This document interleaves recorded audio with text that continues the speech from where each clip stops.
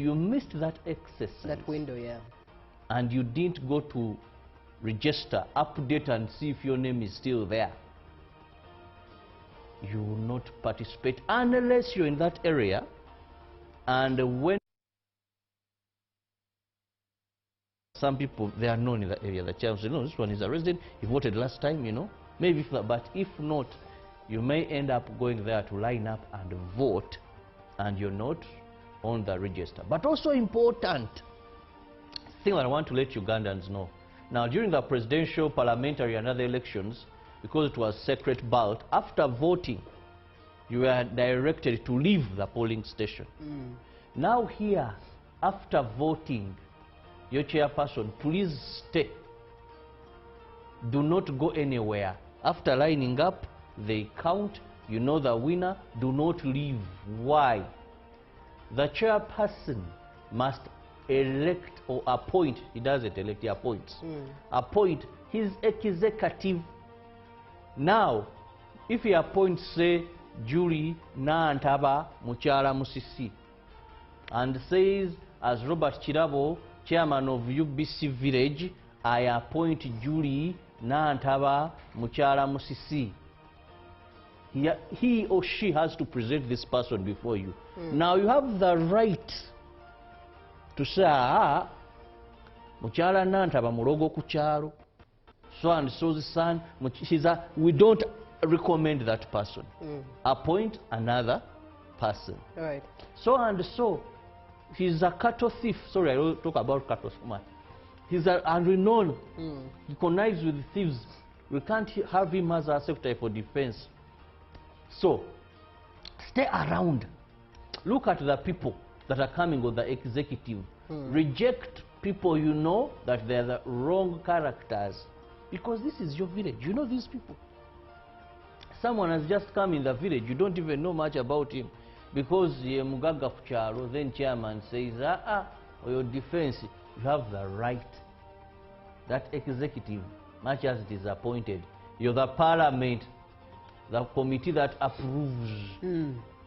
So please do not go away after choosing by lining behind the candidate of your choice. Right. Wait for his executive. Indeed, indeed. And I love that you've shared the detail of why these things happen, or why we're supposed to remain at the polling station after we are counted. Besides, everything happens quite fast in that moment. I've participated in one before where you're counted, because as you're counted, it's how you know who is winning. And thereafter, the one who has won is announced immediately, and that person immediately appoints their committee therein. So yeah, give your time to that so that you know that you're active at your village level politics. But in the same spirit, Robert, let's take a look at what we have on the local scene for updates this morning. Let me begin with that story as well. Now, the Electoral Commission has kicked off the checking and verification of details in the voters' register for LC1 and Village Women Councils registers as stated in the roadmap. The exercise will start on July 13th and end on 14th of July. Eligible voters have been called upon to cross-check their details. The Electoral Commission spokesperson Julius Muchunguzi said no additional time will be allocated to those who missed registration, saying 1 week period was enough. In quest to clean up the register, people have been called upon to cross-check for flaws that could have been captured during the registration exercise. For example, dead voters, minors, non-residents, and foreigners who have been captured in the register. He clarified that voting by lining up behind a candidate is legally provided for in the law. Polling for elections of village LC1 chairpersons will take place on Tuesday, the 28th July 2026, in the 71,214 villages.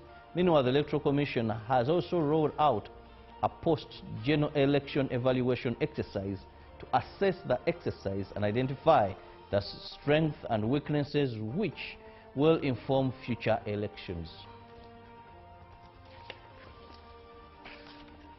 The Inter-Party Organization for Dialogue, IPOD, has completed the verification of documents submitted by the National Unity Platform and the Alliance for National Transformation, bringing the two opposition parties closer to becoming full members of the platform. IPOD Executive Secretary Dr. Lawrence Serambala Kabagambe said the remaining step is for the leaders of the member political parties to convene and formally approve the admission of NUP and ANT into the organization. The National Unity Platform and ANT submitted requests to join IPOD membership. The IPOD committee is responsible for handling the matter, has completed assessment and recommended the two parties to be admitted. IPOD Executive Director Dr. Lawrence Kabagambe said IPOD is waiting for the meeting of the party leaders for the final decision. Meanwhile, NRM spokesperson Emmanuel Dombo said admission of NUP and ANT would enrich political dialogue on national issues.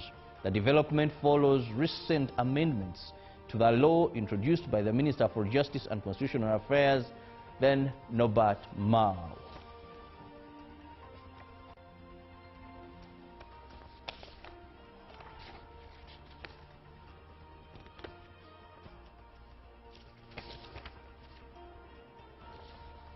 Dr. Kano Chiza Besije, Hajo Bedrutale and Captain Dennis Ola Oya told court they had been forcefully brought from Luzira Government Prison, appeared before the High Court Criminal Division for the hearing of treason and misprision of treason charges.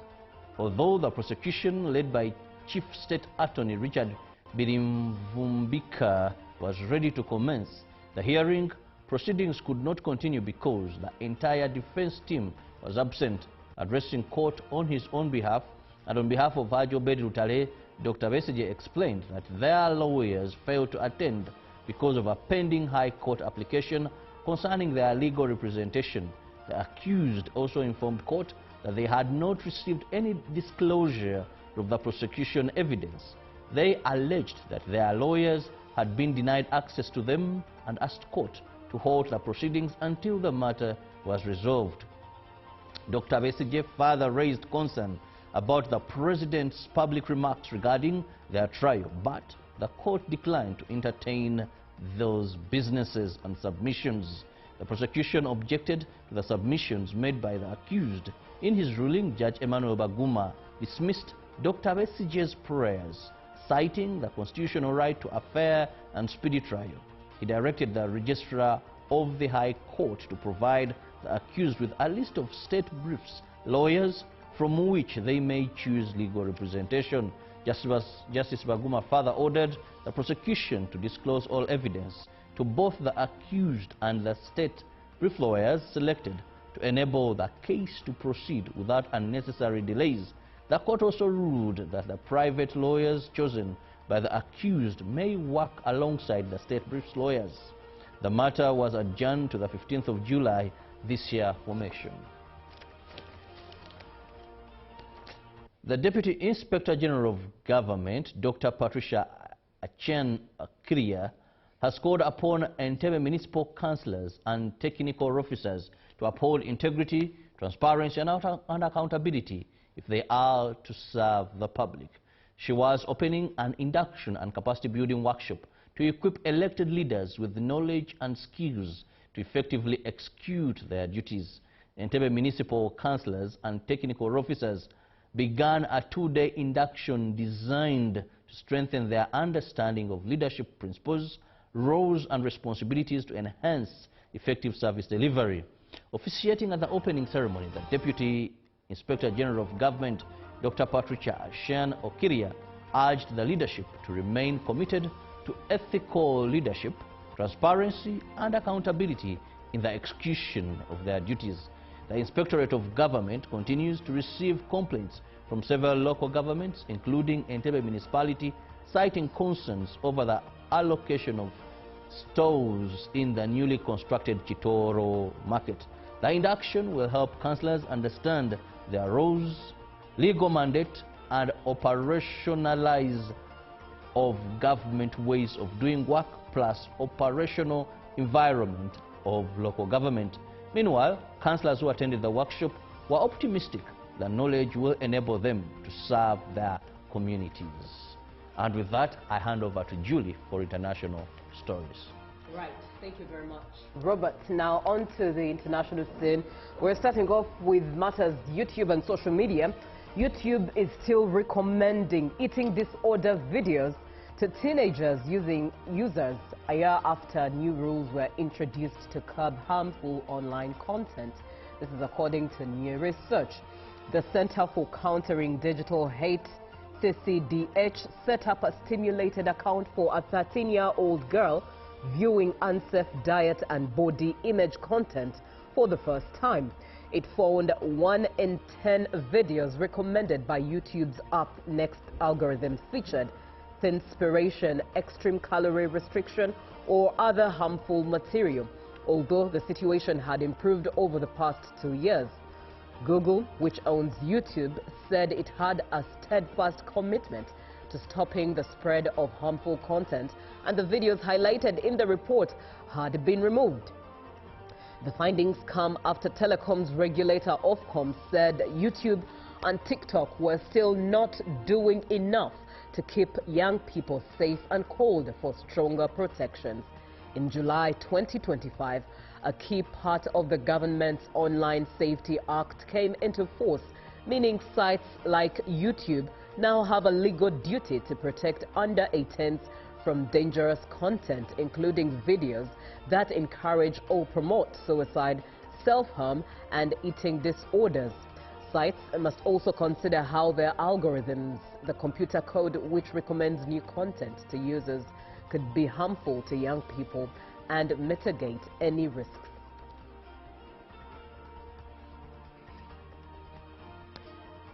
Now, in other news, the UAE accused Iran of a brazen attack on 2 tankers in the Strait of Hormuz on Monday, killing 1 and wounding 8, as Donald Trump said the U.S. would impose a 20% charge as part of a new blockade on the waterway. The U.S. president said they were hitting Iran very hard as strikes were launched for the 3rd consecutive night amid escalating attacks between the 2 countries. Iran's foreign minister responded to the announcement of a blockade by saying that Tehran would remain the strait's guardian, using Trump's word. The dispute over the control of the Strait of Hormuz threatens to derail efforts to end their war, but Trump insisted a deal was still possible. As tensions over the international waterway ramped up, the United Arab Emirates said on Monday night that Iranian cruise missiles targeted 2 national tankers, killing an Indian crew member and wounding 8 others, 4 of which were serious. 6 of those injured were Indian, while 2 were Ukrainian, the UAE Ministry of Defense said in a statement on X. Quote unquote, the Ministry of Defense condemns this brazen attack, which constitutes a serious violation under a clear breach of international law, threatening the security and stability of the region, it said.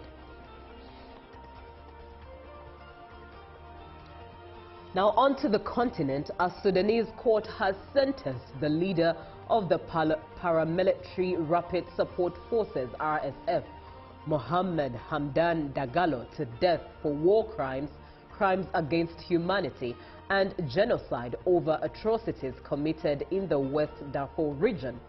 The court in Port Sudan, a city under the army's rule, convicted Dagalo, known as Hemedti, in absentia, along with 15 other senior RSF members who were given the same sentence.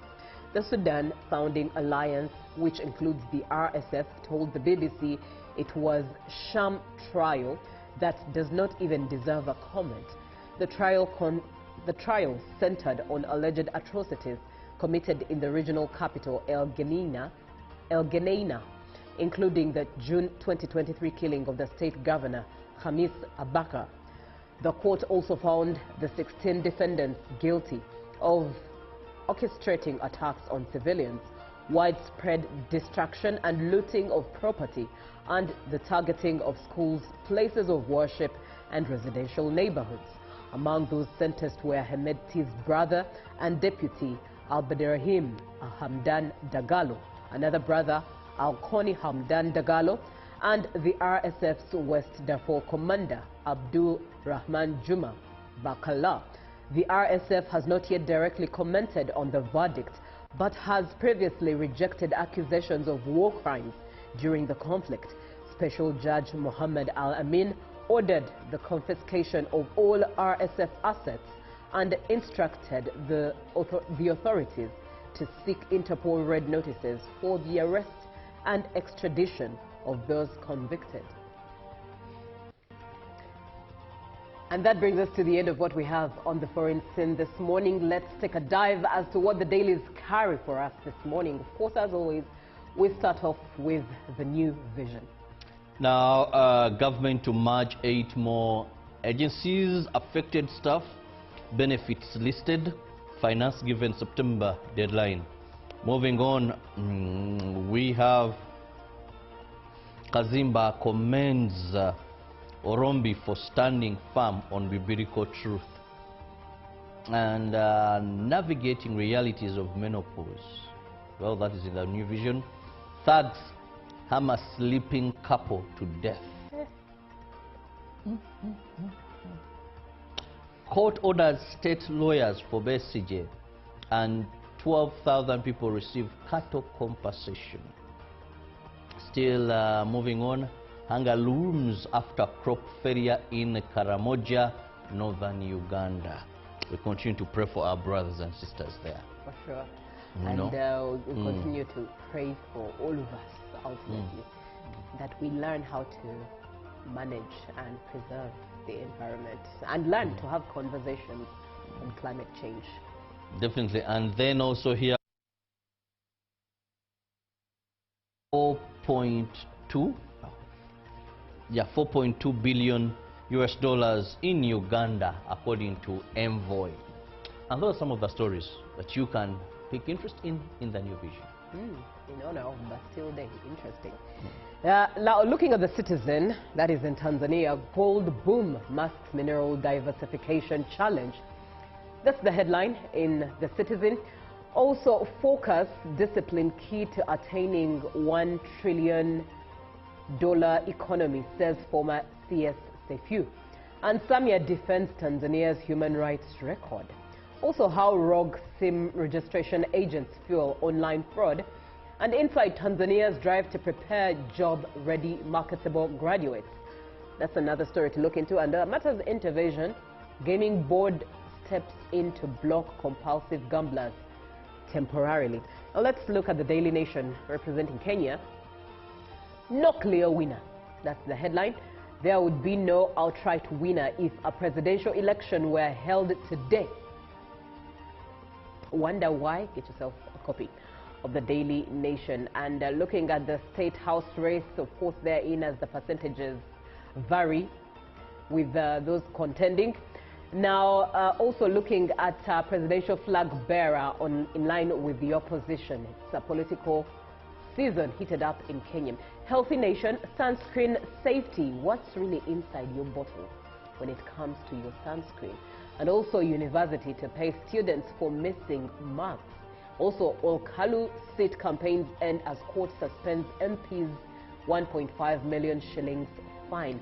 All of these stories in the Daily Nation and in all the dailies that have come through this 14th day of July 2026. For now, let's have a short break. We'll be right back with a conversation for you to be part of. But the best thing for you to do in preparation of that is to save the number 0709 602 592. But also head over to our social media platforms at UBC TV Uganda and click follow. We're also live on YouTube, so be sure to, in case you cannot sit in one room to watch, at least you are mobile. You are still sorted via YouTube on UBC TV. Good morning. Let's have a short break. We'll be right back. Live from UBC Studios.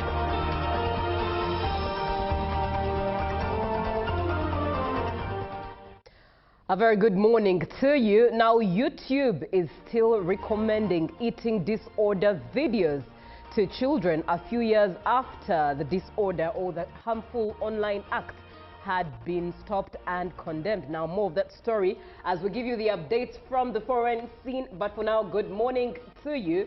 It is a Tuesday, another day to be up and be hopeful for the good that the Lord has for you. It is Good Morning Uganda, and you are watching UBC TV. We come to you live from the Nile Avenue. My name is Julie F. Nantaba with Robert Chirabo Nyonyintono. Robert, good morning. A lovely morning to you, Julie, and of course our viewer. Thank you very much for waking up with us this lovely Tuesday. We believe it is the day that the Lord has made, and we will be glad in it. So much is happening, Julie. Indeed. I don't know if you're going to vote on the 28th because the cleaning of the local council village registrar is kicking off. It is. It kicked off, although so far the turnout is low. The Electoral Commission now on the 13th, which is it's beginning verification. So if you didn't register, it is done and dusted. There is no extra day. The Electoral Commission spokesperson confirmed to us that there is no any additional day that is going to be given. So if you missed that exercise, That window, yeah. and you didn't go to register, update and see if your name is still there, you will not participate unless you're in that area. And when some people, they are known in that area, the chairman said, no, this one is a resident, he voted last time, you know, maybe, but if not, you may end up going there to line up and vote, and you're not on the register. But also important thing that I want to let Ugandans know. Now, during the presidential, parliamentary, and other elections, because it was secret ballot, after voting, you were directed to leave the polling station. Now here, after voting, your chairperson, please stay. Do not go anywhere. After lining up, they count, you know the winner, do not leave. Why? The chairperson must elect or appoint, he doesn't elect, he appoints. Appoint his executive.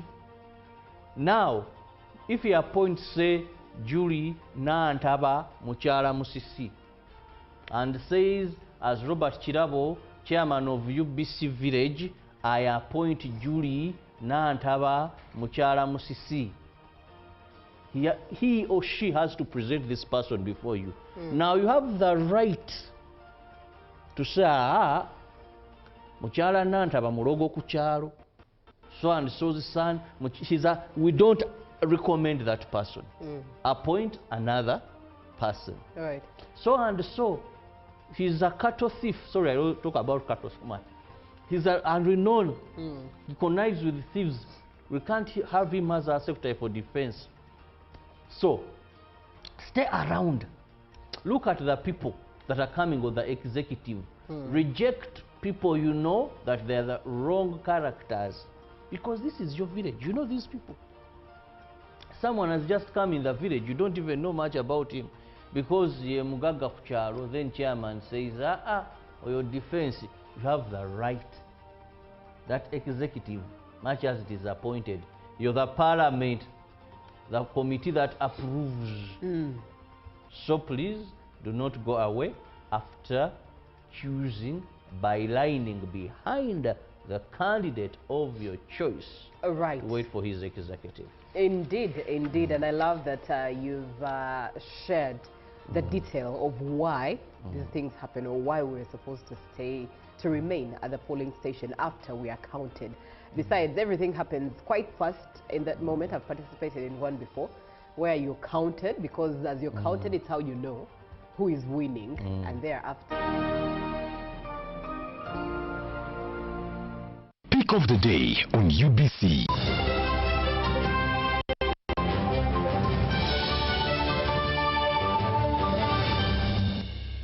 Was brought to you by I'll call you every day, yeah, yo, baby, don't know. You can now get all the Chibuzi app with MTN voice bundles. Call all networks. Kubei Dondoro. Buy a 25-minute voice bundle for only 1,000. Or buy any daily voice bundle of your choice. Dial *100 *21# and select daily, or use the My MTN app. When we talk together, we are unstoppable.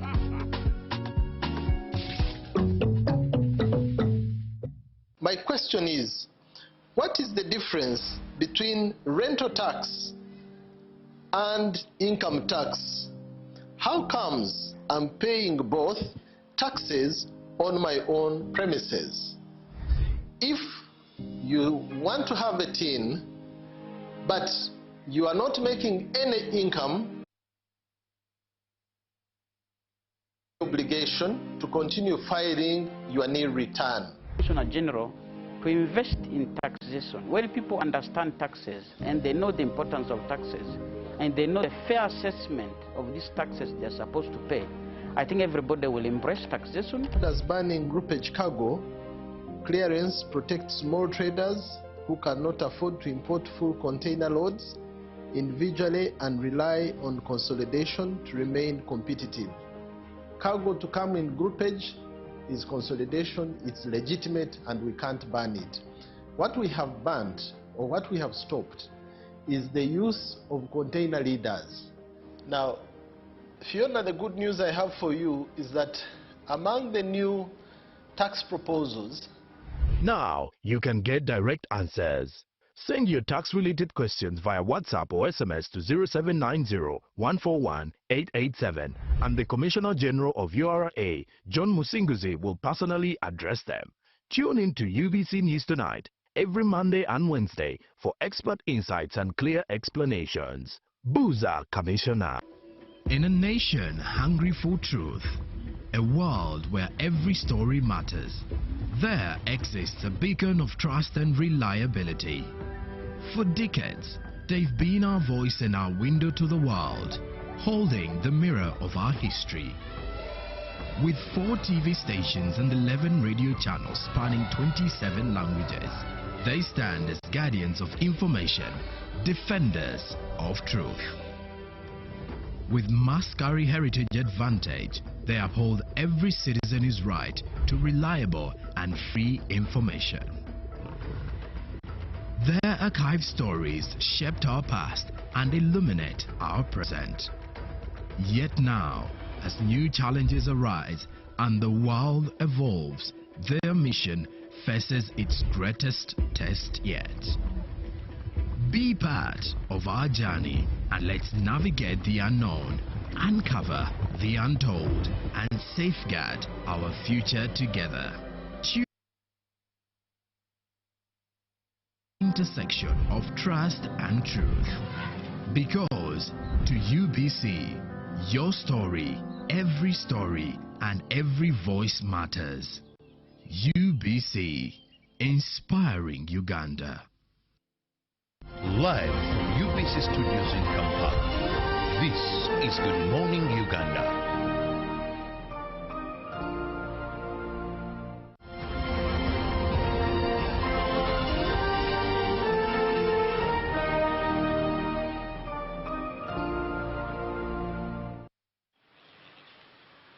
The Electoral Commission spokesperson Julius Muchunguza has said no additional time will be allocated to those who missed registration exercise, saying the 1-week period was enough.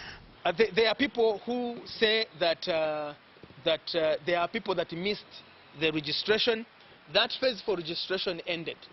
And you see, the Electoral Commission, the reason why the Electoral Commission issues a roadmap and a program is to make sure that you have timelines. Because if you have no timelines and a cut-off point, you can never do anything. But most importantly, you register those who are willing. There is no relation. No one is forced to register. So take it. The Commission takes it. And the people of Uganda take it. That those who showed up during the 5 days were the ones who are willing to participate in this process. In the quest to clean up the register, people have been called upon to cross-check for flaws that could have been captured during the registration exercise.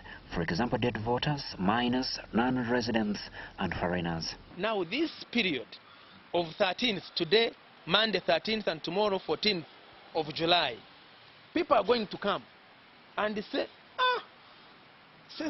so and so says that they vote from this place. Where do they live? We have a question mark on them. So when anybody raises a question mark on somebody, that our village returning average election officer will record those names. And those names will be taken to a committee. There is a committee that is in place that will review those persons where complaints have been raised.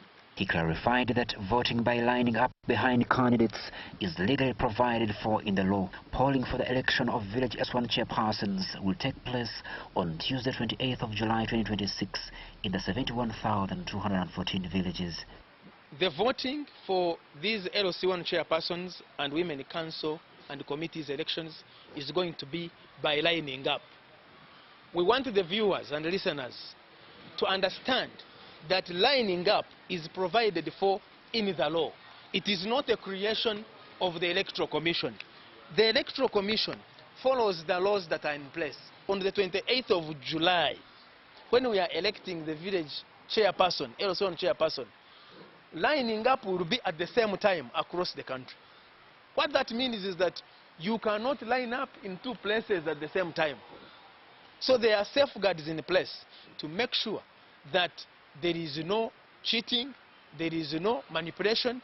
Meanwhile, the Electoral Commission has also rolled out a post-general election evaluation exercise to assess the exercise, identify the strengths and weaknesses which will inform future elections in the country. Purpose is to, one, establish what worked well, what were the best practices, so that those best practices can be replicated across the country. Number two, areas that need improvement. Which were those areas that need improvement that we need to address? Crispus Adinitwe, Emmanuel Makabai, reporting for UBC.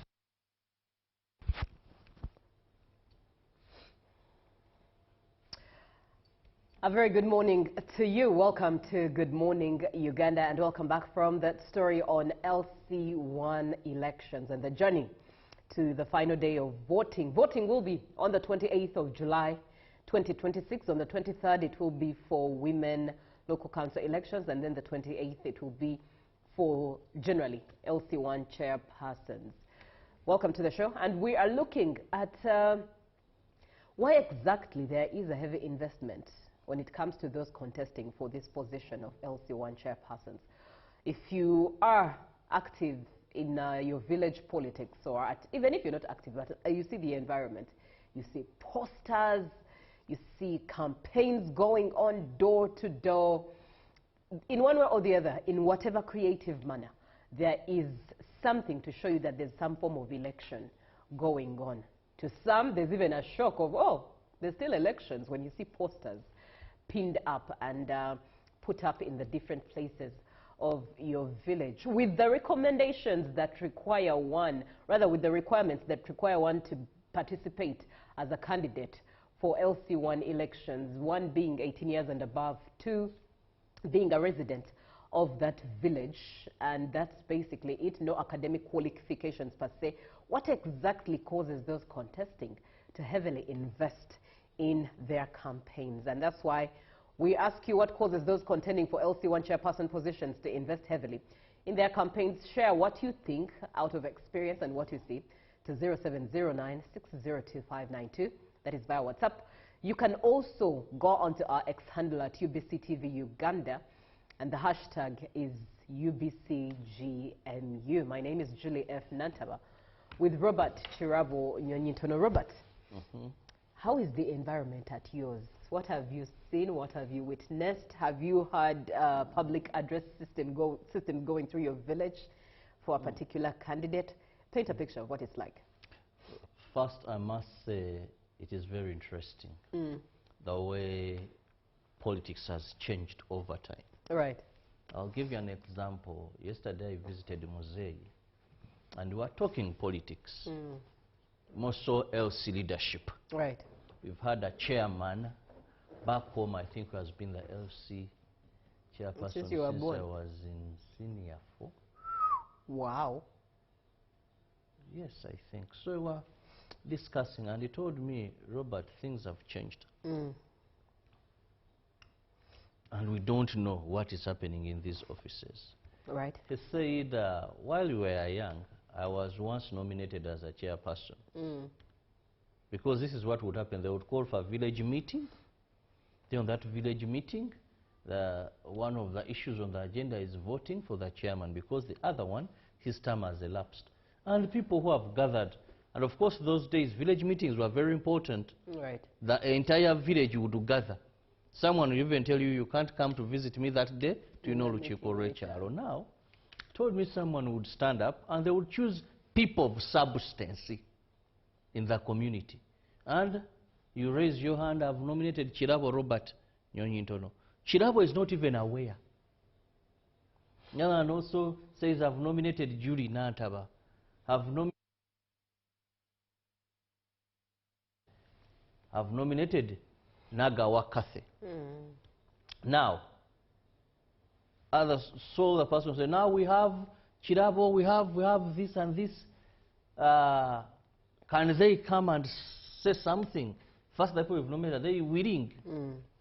Now the person comes and says, I'm very happy for this opportunity given to me, having entrusted me with the ability to be the chairperson of this village, but because of my busy schedule, I choose to stand down. But however, as I stand down, how I wish my other person that has been nominated takes on. Or someone will simply say, I'm not able, but I thank you so much. And you even feel the community in a row of how we wish. Another, and he told me sometimes, even among all chosen, all would stand down, saying they are either busy or they are not able, or give reasons, or they don't want to. Right. And it will be very hard for you to get someone who is saying, I'm taking on this responsibility. That is by then. Today, you're going to see a place that has 10, 15, 11 people. They want to be LC chairpersons. They're investing so very much in a voluntary office that has nothing much if you're to be a person of integrity to take home. This is more of service. Now, where I'm staying, I've had people move with megaphones. I was at a certain clinic. Two gentlemen came in. They're in their 60s. Can you imagine? In a clinic. Look at these people. Of course, my expression would show to them a disappointment. You even enter a health facility. Why? It was around, I think, even 7:30. No. PM? PM. Obviously, yeah. And it was sure that that is what they have done all day. Then, on the gate, like, who is at the gate?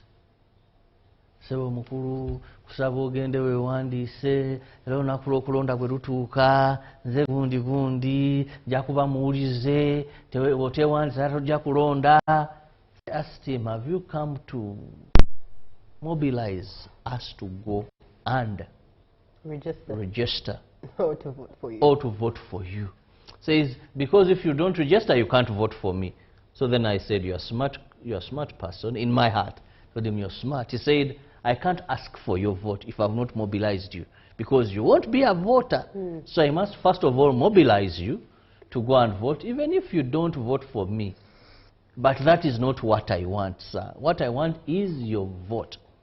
I said, this creature is a bit smart, better than those that from there. I said, okay, let me get your details better. Because for me, in these lower offices, I never vote political parties. Those come at presidential, parliamentary, because I know numbers matter so much there. If a wrong party takes, we may have wrong. So, but for LC, I look through, I vote ability. Why? This is the smallest unit of local government, directly connected to me. This is a man, how often can you meet the president? Really? How often can you meet your area member of parliament? I'm sure, Julie, you've never met your area member of parliament unless on set when you're interviewing him. If at all there's anything we need him for, and he comes here. But your LC, a person I know where you stay. a person I can knock at the door, and above all, a person who is directly responsible. Now, when you talk about what your father expressed or what it was like in the past, indeed it also reminds me of, I'd never really seen active campaigning growing up until maybe the 2018 elections. It's the first time I saw active campaigning for LC, and the person we had, that's when I saw change at the village. But since as I was young, I'd seen the same person. But do you think, or does it cross your mind that politicizing village politics is one of the reasons why now there's even a heavy investment in campaigning?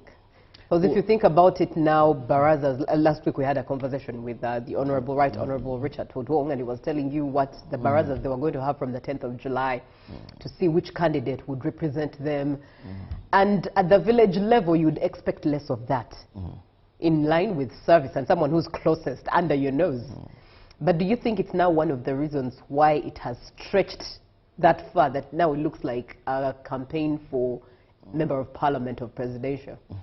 One, and I got to know this after the just concluded elections, I highly doubt some of these people understand the office they are going in for. I was speaking to some councillors that won actually, and I was telling them, man, you know that kind of banter, yeah. And one told me, Robert, when I look at what I invested and what is there for me, tetwategeera bulungi. That is for local government, away local from government, councillors. Councillors.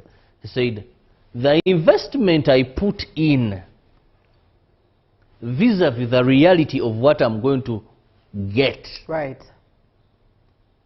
I didn't know very well what I was going in for.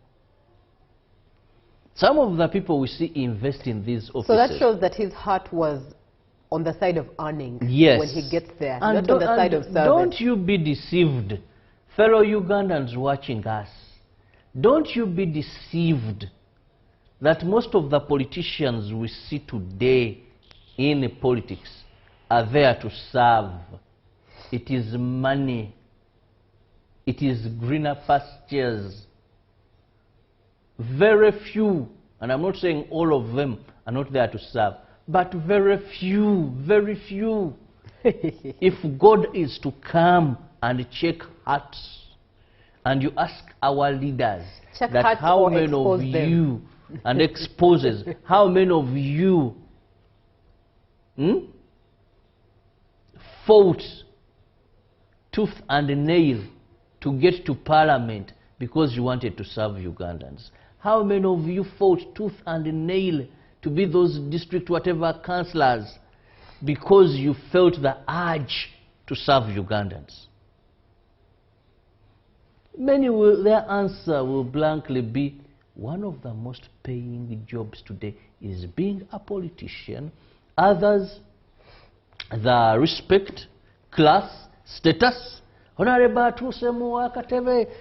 you know, let me tell you, status, chairman, omukuru, status. Allow me share this joke. When you say that it's a status and titles, I know of someone in my village on my mother's side who is a manager at a farm, but he's paid very little money. But because of the title manager, oh my goodness! You see, that's where his now for me, I know of a lady. The husband is a member of parliament. But if you want anything from her, use the title Muchara Honorable. Oh God. Honorable, Muchara Honorable. Wow, interesting. Now, most of these people actually don't know what they are getting, but they have assumptions. Right. When you become chairman, LC1, anyone wants to buy land, you're going to get 10%. Now, when you get in that office, that is when you know what the law says clearly. That is not, the 10% is not mandatory. That even the people who are going to buy land, buy buildings, now someone will think about someone is going to sell a building. How much is a building? Here maybe about $1 billion, 10% of that. No, that's when you know that someone will just go in. They'll just have lawyers do that transaction, or even trust each other. do their transaction. Right. You are watching UBC TV. What causes those contending for the LC1 chairperson positions to invest heavily? In your opinion, what do you think the reason is? Do share to 0709-602592. That is via WhatsApp. You can also head over to our X handle, UBC TV Uganda, and the hashtag is UBCGMU. And Robert, therein you share the experience of land. Speaking of experiences with LC1 chairpersons, not many people are happy. And I think that's the other reason now there's a heavy investment, because many of those who now become LC1 chairpersons, when they get there, it's a lot of monetary embezzlement, less to service. So much so that there's a lot of unfairness, and there's no one now serving the village citizens as they hoped. There's no one coming to their rescue. They now have to go to LC2 to silence the LC1 who's meant to serve them, especially when it comes to land wrangles. Many people have been hurt. Many are victims because of LC1 chairpersons. And many of these LC1 chairpersons have contested for so long, rather have been LC1 chairpersons for so long, and have hurt many people on the village, that now it's time to invest heavily to just, should I say, manipulate them to vote for you again, as they say that angel, the devil you know is better than the angel you don't know. So now, that saying goes. Julie, two things. First, I know we have so many villages, 71,000, I think 200 and yes, 14 true. or something. It's a big number. But I want to speak frankly. I feel, given the importance of this office, little has been invested in it by government. Right. Julie, let's look at the functions of LC1s. Now, it is the lowest administrative unit in Uganda's local government system. Its core functions, listen, critical roles, focuses on village level governance, governing the village. Conflict resolution, listen to that. We have LC courts. Yes. And they're by law. For us, our sits on Sunday, where I'm a judge. You know, they resolve conflicts. Community mobilization. Think about it, vaccination. The LCs do a critical role in mobilization. Now, go to another one. Security maintenance. Let me tell you, Julie, LCs, if well functional, they do so much. Secretary for Defense, I don't know, but where I grew up, they would even sleep outside if there was insecurity. LDUs. No, Secretary for Defense, or what defense work with Charo? Babi basusse mu kitundu. Defense around sometime gets his overall, not LDUs.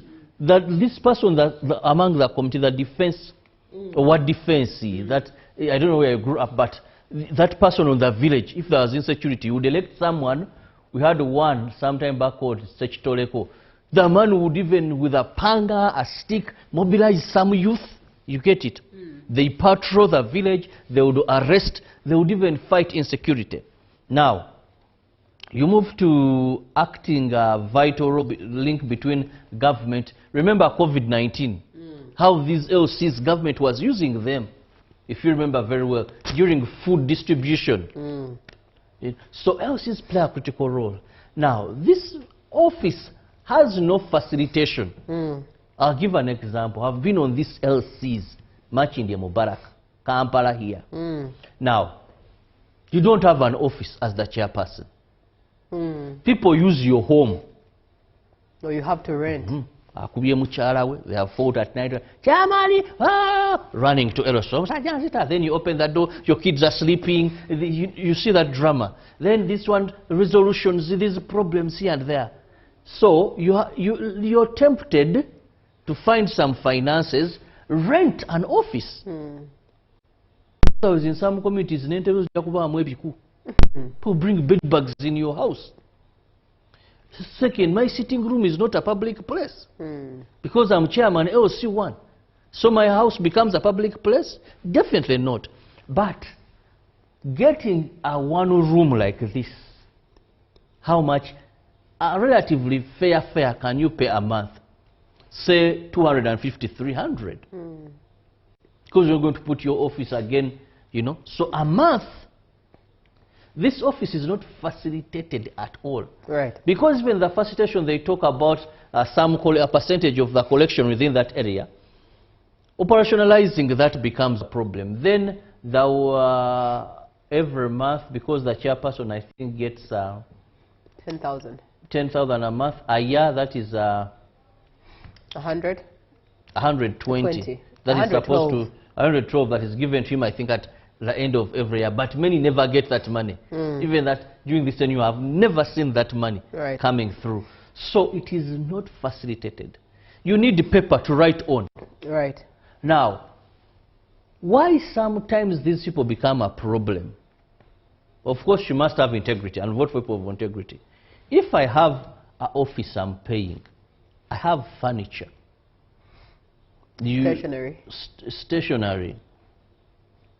My executive, sometimes they are also dealing with life. Dealing with life. As the chairman, a lost child, bamuleta. Take that to police. Police gives excuse. You're still mingling there. I remember one time we had a rape victim. Now this child has come crying. My stepdaddy. You rush the child to police. You this that. Almost every day this person is spending on matters because he's in that office, with no incentive meaningfully to this office. Right, right. And the community that elected him want him to deliver. The chairman, I remember, you don't miss burials, by the way. Omutaka afudde. LC1, you have to go and bury, or your vice. So if the LC1 you're busy, you select a vice who is or some, even, you know, and this person would say, but I need transport. People in Kampala, these are residents, but they have where they come from. Yeah. Omutaka afudde wakuzika kisoro. So you must mobilize transport for your vice to go and represent you at the burial. So it's a complicated scenario. An office with a lot of responsibility, little facilitation, with an academic requirement as well. So when you mix all these, you have to invest a lot of money and exploit. But remember, when I invest, I must recoup.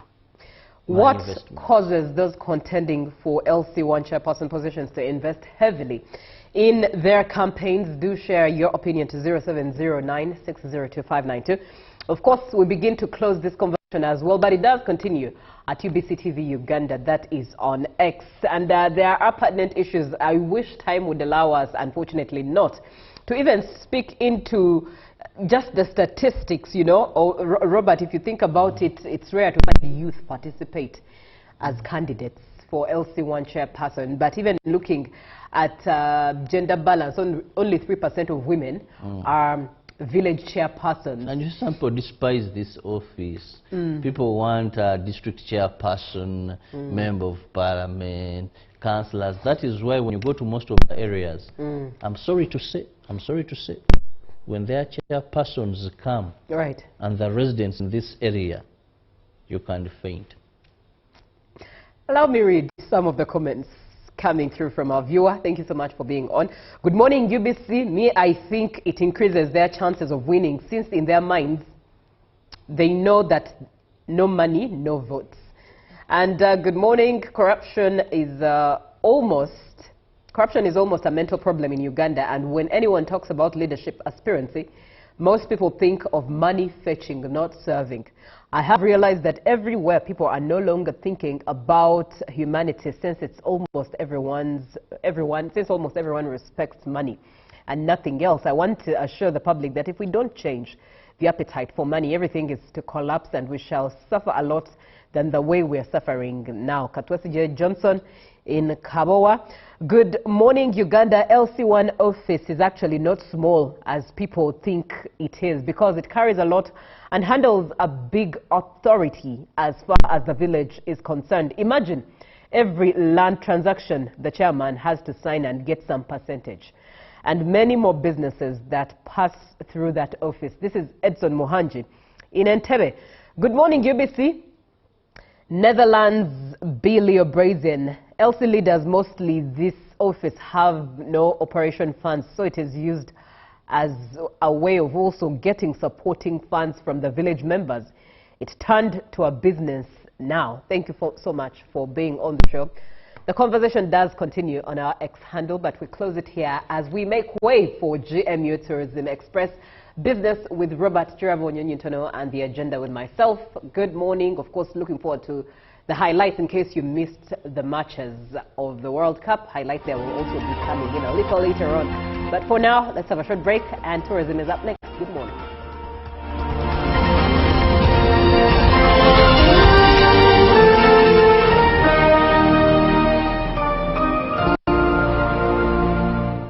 Live from UBC Studios in Kampala, this is Good Morning Uganda.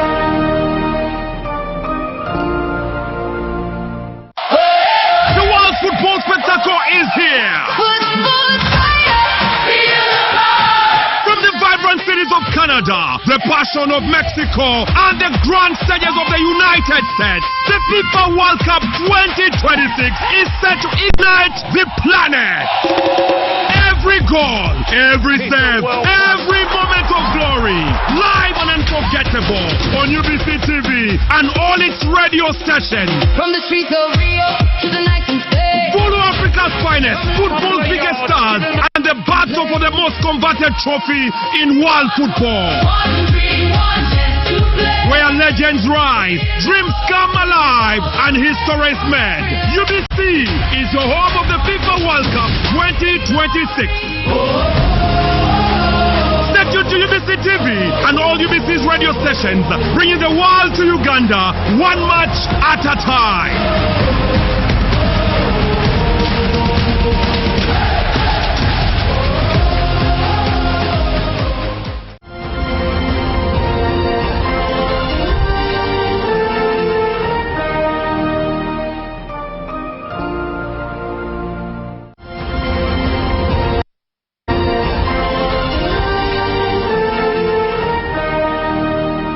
Brought to you by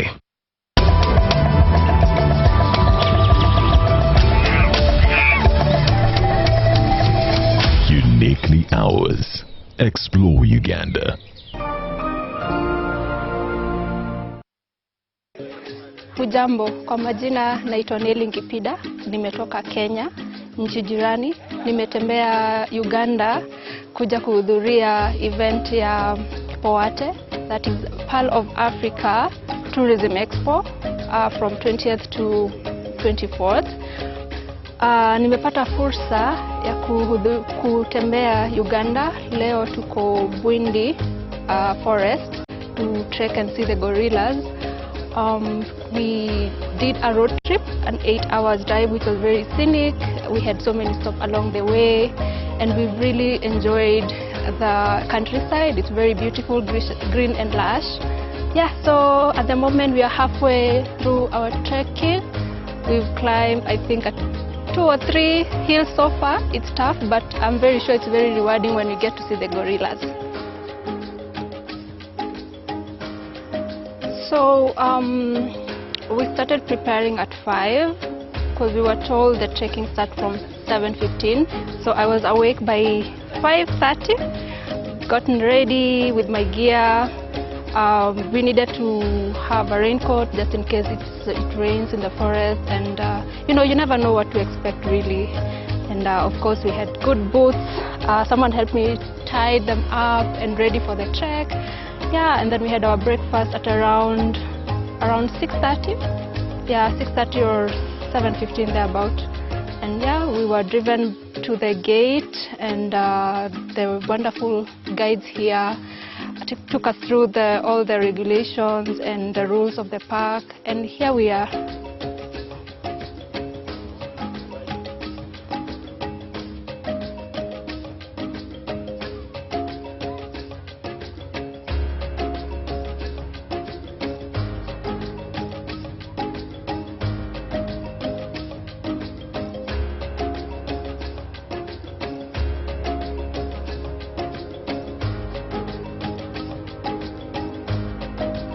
So my experience so far is wonderful for the few days I've stayed here in Uganda.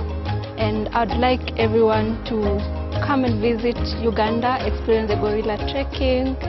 I mean, I think everyone should be doing this, really. So we're finally here. We're able to see the gorillas in their natural habitat. Such an emotional, I'm still panting because I'm walking. Such an emotional experience, so peaceful and so surreal. Yeah, so I'm really happy and excited for sure.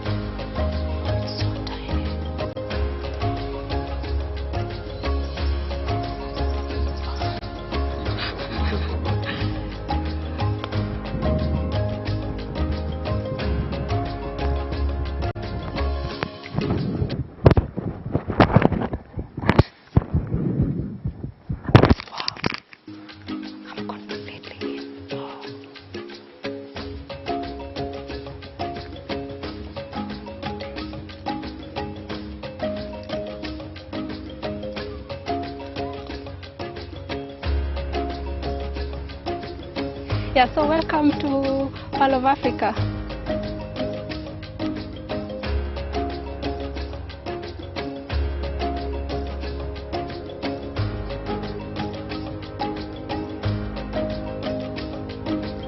Nawakaribisha sana Uganda, Pearl of Africa. Mje mjione Uganda. Wana very scenic park inaitwa Bwindila. So yeah, I recommend everyone to come.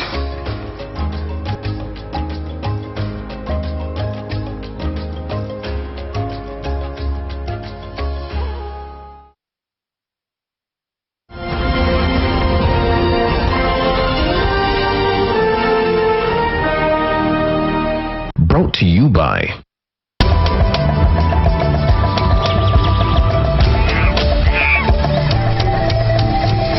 Uniquely Ours. Explore Uganda.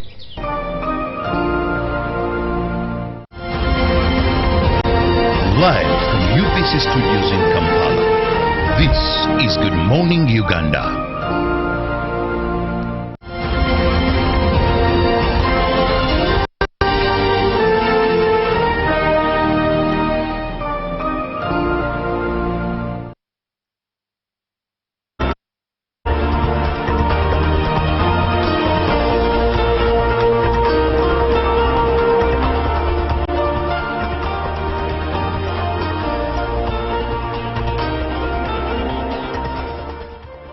Good morning once again, and thank you so much for keeping it with us on UBC TV.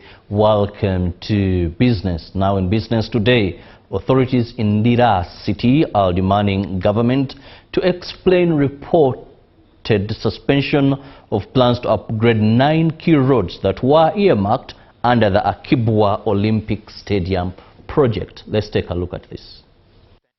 We are asking whether this should be the norm.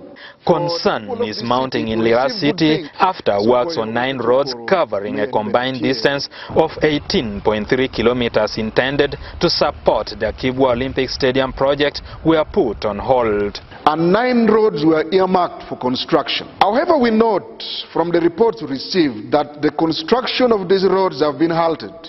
that they are not going to be undertaken together with the current work going at Akibwa. Now, this is worrying.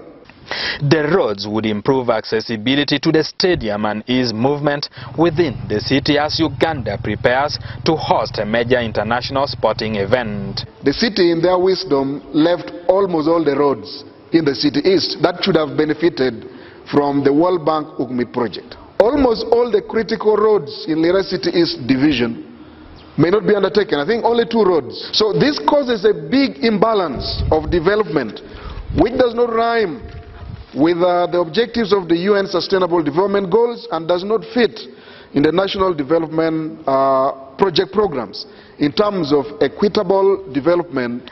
The Akibwa Olympic Stadium, currently under construction, is one of the country's flagship sports infrastructure projects and will feature a 20-seat stadium. But we are asking whether this should be the norm for the people of this city to receive good things by first of all raising a strong voice to government before it is acted upon.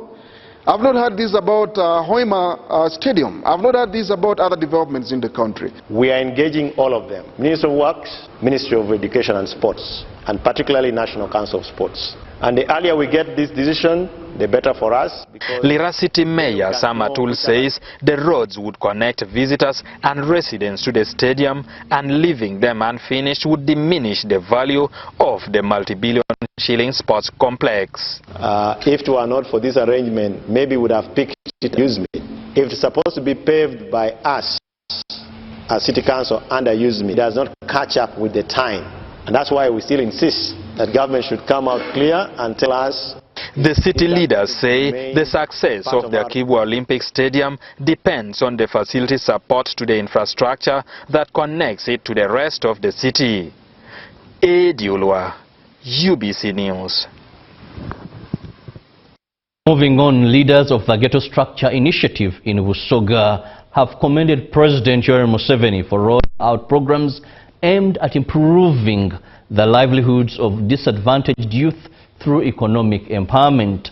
The leadership made the remarks during a regional retreat in Uganda, where participants also elected new regional leaders to coordinate the initiative. Our reporter has more. More than 130 leaders drawn from ghetto structures across the Busoga sub-region have gathered in Uganda for a 3-day retreat aimed at strengthening leadership, promoting wealth creation and promoting efforts to build crime-free communities. Abana ba ghetto bano ekibafula aba ghetto mbeera eyaliwo. So tuligezaako okubona nti tubatoolayo bafuuka abantu abatuufu, abantu abatebenkevu. Era boona bennigire ne mu byo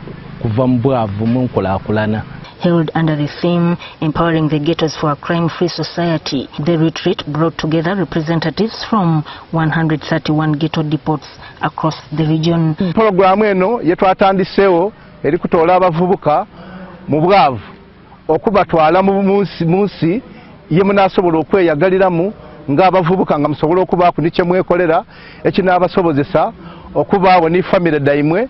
Deputy National Coordinator of the Ghetto Structure Project, Major Emma Kutesa, said the initiative was introduced by President Museveni to enable disadvantaged youth to access government empowerment programs through organized circles and community structures. His Excellency the President of the Republic of Uganda ye yasookeddeko okutereeza ghettos mu ggwanga muno. Tewali omuntu n'omu yali azitegeerako. Tewali. Yasookera mu ki? Mu ghettos. Ate ne General Damulira eyajja yasookera ddala kujja wano okujja okubanoonya okutambula mu Busoga n'okulaba nti gye muli nammwe mujjukirwa kubanga n'addayo n'abulira omukulembeze wagamba n'agamba nti Busoga nayo erina okutereezebwa mu nsonga za ghetto. The retreat was organized by the Office of the Special Presidential Assistant on Mobilization and Deputy Press Secretary to the President, Alhaj Farouk Unda, in partnership with the Uganda Police Force Crime Intelligence Directorate. National Female Youth Member of Parliament, Masika Nyesi, encouraged young people to take advantage of their available empowerment opportunities, saying they are intended to improve livelihoods across the country.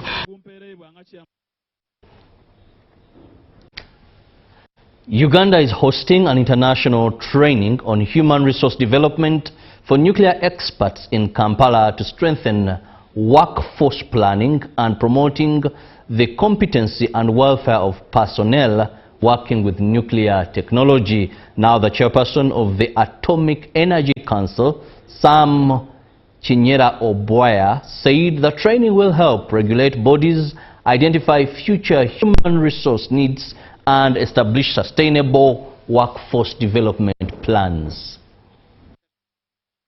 The Uganda Atomic Energy Council is hosting the first training on human resource development and competence management for nuclear experts. The course aims to enhance participants' understanding of the International Atomic Energy Agency guidelines and tools to enable regulatory bodies effectively perform their regulatory functions. Robust institution framework be vulnerable to weakness of individual actors and enable the actors to interact respecting their independence. So interacting between the actors is very important. Atomic Energy Council Chairperson Sam Chinyera Oboya says such engagements are essential in enabling countries to keep pace with evolving nuclear science and technology. In medicine, agriculture, industry, research, mining, education, and for some countries, nuclear power programs. These expanding mandates require equally robust human resource strategies capable of supporting both current and future regulatory functions. The participants are senior officers from across Africa responsible for managing organizations and maintaining institutional competence in the nuclear sector. I'm from the technical part of things, so I do the licensing, not more on the human resource staffing. But it's interesting to have been here and to learn about it. And I think going back to South Africa, I'll be able to engage with HR on certain requirements from the IAEA. In Swaziland, nuclear is going to be housed in our ministry under the environmental department. So I'm here to learn on how to recruit and develop nuclear capable people. Facilitators emphasize that African governments need to establish effective and independent regulatory systems to ensure a safe and secure use of nuclear technology. For safety and security reasons, because an independent regulator can make decisions solely based on scientific basis, not on your own personal judgment.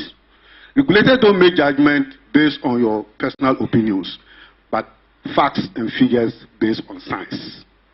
Competence in the nuclear sector depends on a combination of academic knowledge, practical skills acquired through training, and the right professional attitude. I have academic degree in physics. I'm competent. No.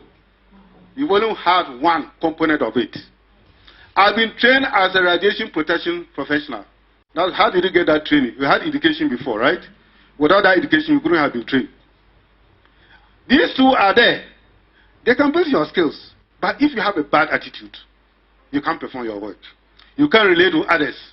Every time you are fighting with everybody, nobody would like to work with you. That makes you a bad regulator. So, human resource development plans should be tailored to the opportunities and needs of individual countries. So the same way, the competences, the required competences of regulators should be commensurate with the number of facilities. So don't go building competence for nuclear power when you do not have a nuclear power in your country. For what? It's not necessary. In Uganda, the Atomic Energy Council is the body responsible for licensing and regulating the peaceful application of nuclear technology. Now, this training has been organized under the International Atomic Energy Agency Regional Safety Project. Ivan Kahwa, UBC News. Thank you, Ivan Kahwa. And with that, we come to the end of our business segment this morning. We'll go for a break, and when we return, we will be looking at the agenda. Keep it with us.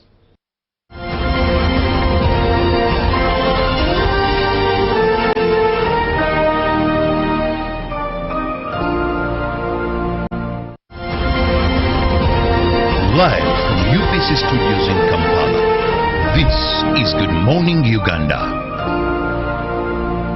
Pick of the day on UBC.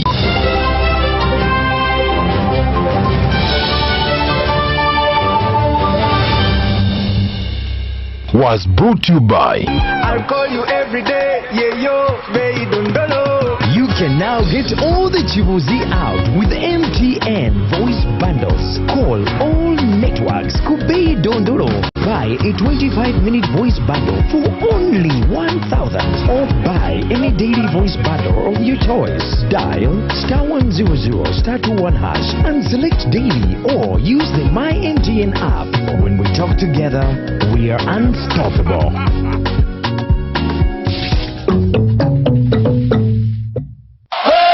The World Football Spectacle is here!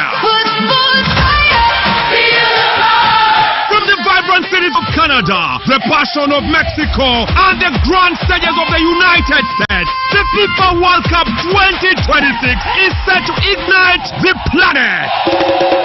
Every goal, every save, every moment of glory, live and unforgettable on UBC TV and all its radio stations. From the streets of Rio to the night and day. Follow Africa's finest, football's biggest stars, and the battle for the most coveted trophy in world football. 1, 3, 1, 2, play. Where legends rise, dreams come alive, and history is made.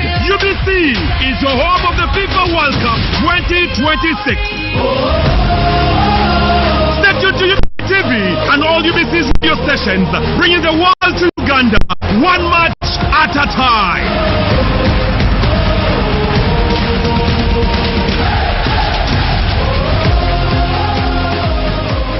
My question is, what is the difference between rental tax and income tax? How comes I'm paying both taxes on my own premises? If you want to have a tin, but you are not making any income from your business, you should take on the obligation to continue filing your nil return. Commissioner General, to invest in taxation. When people understand taxes and they know the importance of taxes and they know the fair assessment of these taxes they're supposed to pay, I think everybody will embrace taxation. As banning groupage cargo clearance protects small traders who cannot afford to import. What we have banned or what we have stopped is the use of container leaders. Now, Fiona, the good news I have for you is that among the new tax proposals, now you can get direct answers. Send your tax-related questions via WhatsApp or SMS to 0790-141-887 and the Commissioner General of URA, John Musinguzi, will personally address them. Tune in to UBC News Tonight every Monday and Wednesday for expert insights and clear explanations. Booza Commissioner. In a nation hungry for truth, a world where every story matters, there exists a beacon of trust and reliability. For decades, they've been our voice and our window to the world, holding the mirror of our history.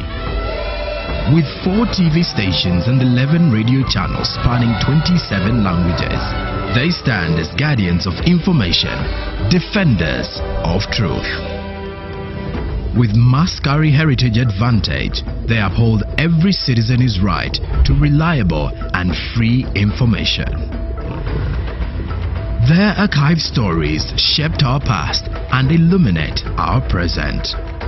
Yet now, as new challenges arise and the world evolves, their mission faces its greatest test yet. Be part of our journey and let's navigate the unknown, uncover the untold, and safeguard our future together. Tune into your public broadcaster, for it is the intersection of trust and truth. Because to UBC, your story, and every voice matters. UBC, inspiring Uganda. Every Wednesday, live in our studios in the heart of Kampala. We have to change the political culture in this country, really. Who has bewitched Ugandans? I want to assure you, as government, we shall do whatever it takes to ensure that Ugandans are safe. We have conversations that have analysis, explanation. This law society, this union of theirs, because they want a job everywhere, they want to be this, they want to be that, they want... No. We know it's a union. You cannot be making a road, bitumen grade 1, in Congo for 5 billion. But not every truth is fact, and not every fact is truth. The argument that the General Court Martial is responsible for peace and stability is without basis, either in law or in fact. We have been told how Napoleon was a great orator. Now, Napoleon cannot help me get food. They told me combine harvest in Saskatchewan. I don't know where Saskatchewan is. This is a geographer we're taught. Instead of teaching me how to preserve Mabera forest, they're teaching me about Rhineland. This is a problem we got. We cannot run away from it. Right now, you hear very disgusting stories of members of parliament. Instead of discussing the details of loans, they ask for their cuts. Every Wednesday, 10 p.m. on your public broadcaster.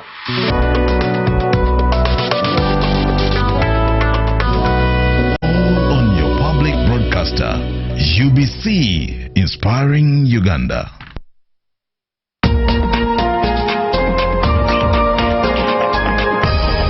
Coming soon on UBC. In a land rich with culture, resilience and untold stories, and new stories about to unfold. Introducing Inside Karamoja, a fresh and inspiring look into the heart of Karamoja. This is who we are. Our voices matter. The future starts here. Discover emerging talents, hear from experts, and connect with stories that matter. Get ready to see Karamoja like never before. Inside Karamoja, coming soon, only on UBC, inspiring Uganda.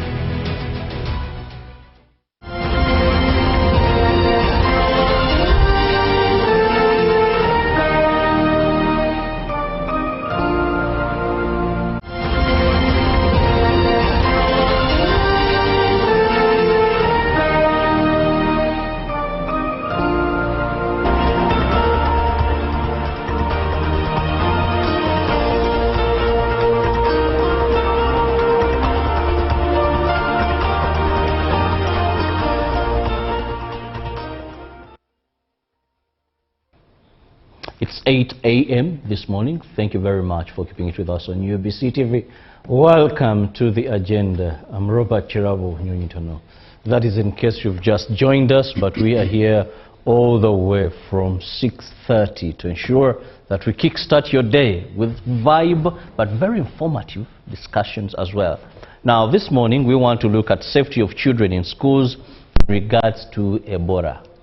Well, when you look at how we are doing as a country, we've made tremendous strides in the fight against Ebola. But the fight is not over. We are not yet declared Ebola free. Government is at the top of the game, and we've been here before, and always Uganda has turned out as even a case study in fighting such diseases. But last Sunday, I saw a number of schools had visitation days, or they had parent-student visitation to check on the performances of their children, and this sparked so much in my mind. I was like, but let's think critically. If we had boarding section and children have been there, we have this section, but today there is so much intermingling. You know, in visitations, some people go as far as bringing grandparents to see their abazukuru on visitation day. Now they pick one at the border to come and see a beloved on their visitation in Kampala, because we know that many of the schools, visitations are restricted. It is once a term, and apart from the day you bring your child, you will see that child again once a term. And the next time is when the term has come to an end. So there are people from all walks, people bring friends, and I don't know why school administrations don't get more principled on this. Why would you come 8 people to visit a child? Why would you bring a drone, let me use that famous word. Where would a full drone come on visitation? From different areas, a drone to come and visit your prince or princess on their visitation day. Well, I'm not the best person to discuss this. I have Senabulia Francis, who is the head teacher of Kampala City Grammar, Nursery, Day and Boarding Primary School, Mutundwe. You're most welcome, my guest. Thank you, Robert. It's nice to be here. It's a pleasure having you. Thank you. Now, to begin with, when you talk about City Grammar, briefly, for a person who has never heard of this school before, what is this school like? Is it an international school, a traditional school, you know, a middle-class school? You know, Uganda, even schools, we have the A, we have the Bs, we have the moderate, and we have those of the less privileged. I think I'll take ours to be an A for that matter. Your Kampala State Grammar Nursery Day and Boarding Primary School is in Mutundwe. It's a new school. We started in 2023. It's a fairly new school. It's one of the best schools we have in Kampala. One would think that we are new, having started in 2023, celebrating our 3rd birthday last year. But when you get there, you may think that we have been there for ages, because the school is very well established. We have the infrastructure. We have a well-trained staff. We have the enrollment of students. We have all the facilities that befit for a very nice school. So that is Kampala State Grammar. It's a place to take your child to for quality education, all-round education. Very good care is given to our children. Kampala State Grammar, the school to be. Now, let's begin at safety during this time of Ebola. How have you factored in that as a school? Yeah, as you have said, Robert, Ebola is a reality. And we have taken all precautions that we have to take to make sure that our children are safe from contracting this disease. We have SOPs and we follow them on dot. We have put water cans at the gate. We have the thermometer for taking people's temperatures, those who walk in, even the children who come from outside. We have soap, we have sanitizer, and we make sure that children wash their hands. Even before Ebola, we have a practice in the school where we encourage children to wash their hands all the time. Because it's not only Ebola which can be transmitted because of not washing hands. So we have cultivated a culture in our children of making sure that they wash their hands all the time, after playing, after toilets, before meals, and whenever they feel like. And we have water points all over the school. We have water points from the toilets, we have water points in the compound, we have water points at the dining place where they go to have their meals. So it has been a tradition in the school that they wash their hands. It's only when the Ebola came in that we are re-emphasizing to make sure that children really wash their hands, and we enforce it together with the people who come to visit us. Because the people who are coming to visit us are the ones we don't know about their practices.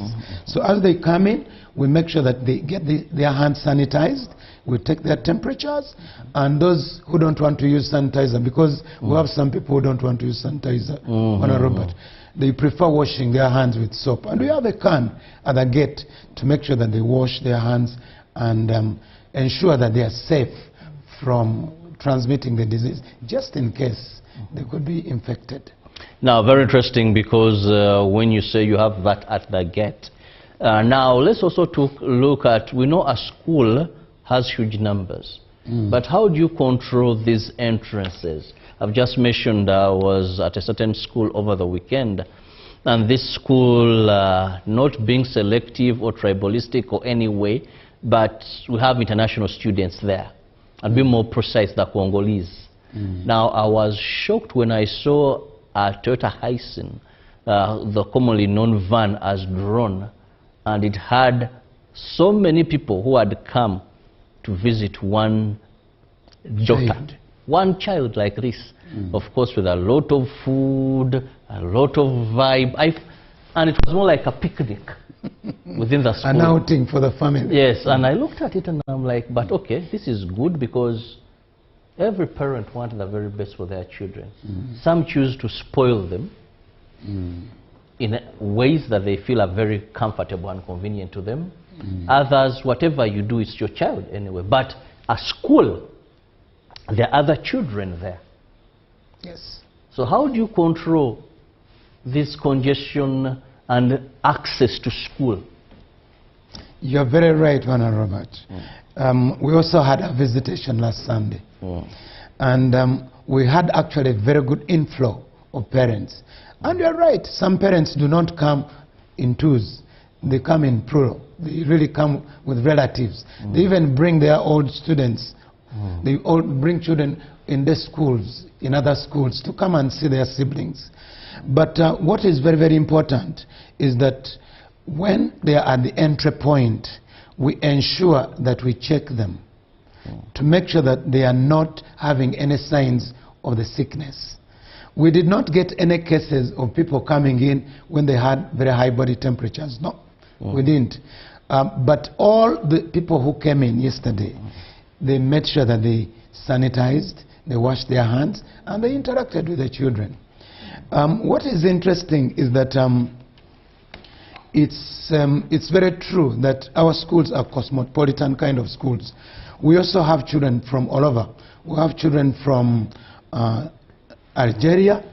We have children coming from Sudan, South Sudan. We don't have children from Congo, incidentally.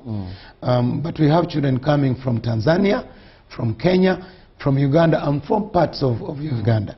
So if these people are coming from different places where they stay, and you never know the kind of environment where they are coming from, it is very risky to just let them go into the school without taking precaution to make sure that they are not going to pass on whatever they have to pass on to the children. So we had to make sure that we had those SOPs followed by DOT.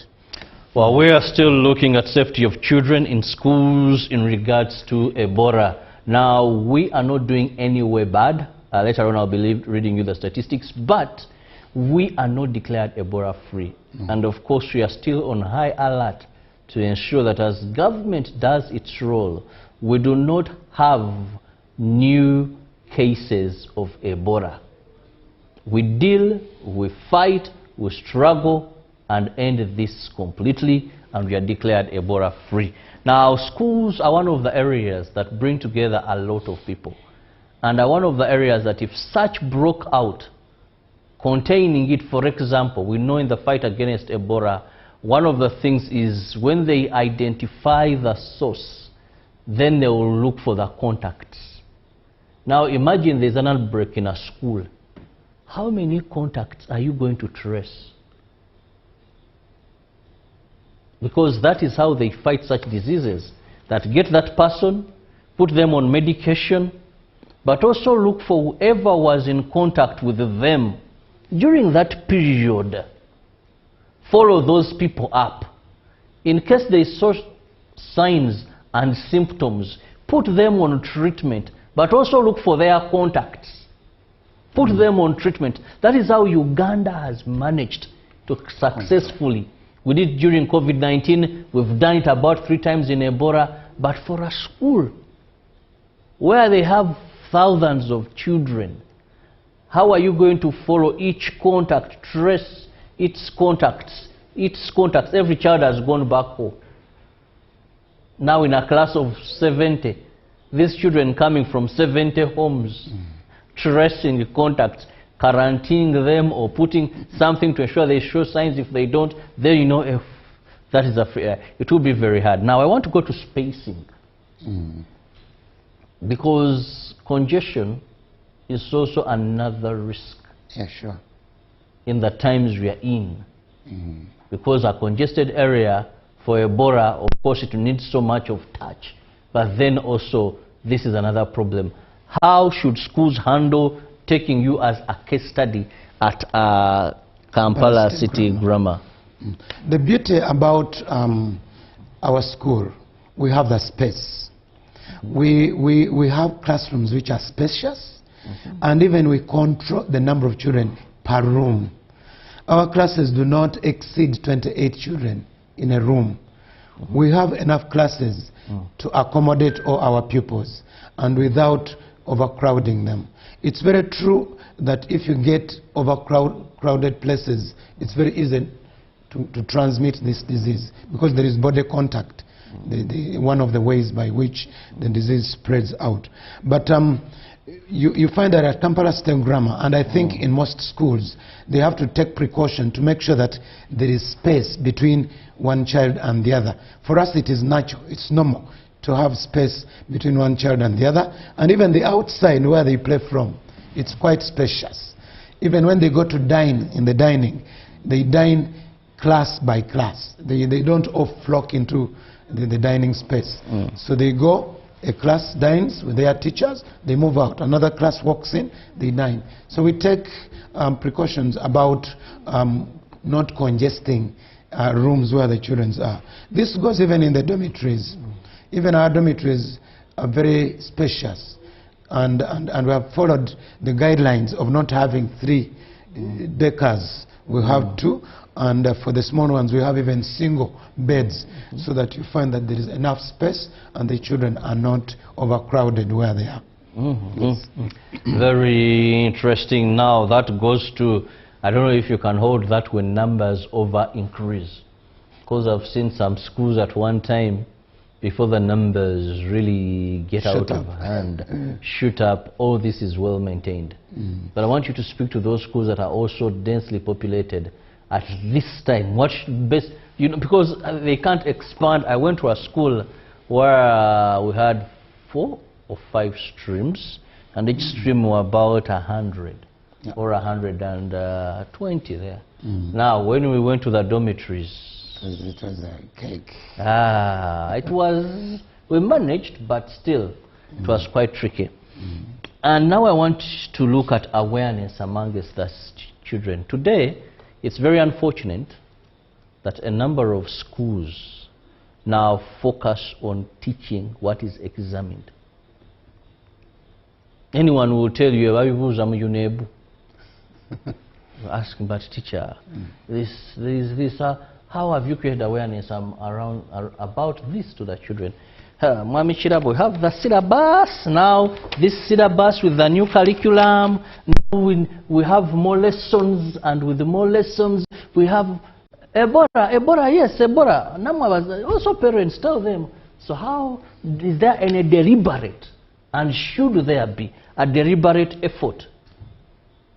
I remember when you had fires, you would see schools had deliberate efforts, deliberate campaigns, telling children when a fire breaks out, we assemble here, prevent fires, don't do this. So are you carrying out deliberate, intentional efforts to create awareness and sensitization among your pupils? Yeah, thank you, Vanna Robert. We are actually doing that. And you will realize that we do not talk only about Ebola, or we didn't start this because of Ebola, but we have awareness about all the kinds of illnesses that children can get. Of course, we put some extra effort when there is an outbreak like Ebola. And you find that we have created awareness in Kampala State Grammar. We have posters which have been put all over the place for the children to be reminded and to read and to understand about the signs and symptoms of this disease and ways of controlling the spread of the disease. We have skits. Every Monday we hold assemblies. Like yesterday we had an assembly and we had a skit. Children were performing about spread of the disease, HIV, AIDS and Ebola, and they're looking at the similarities.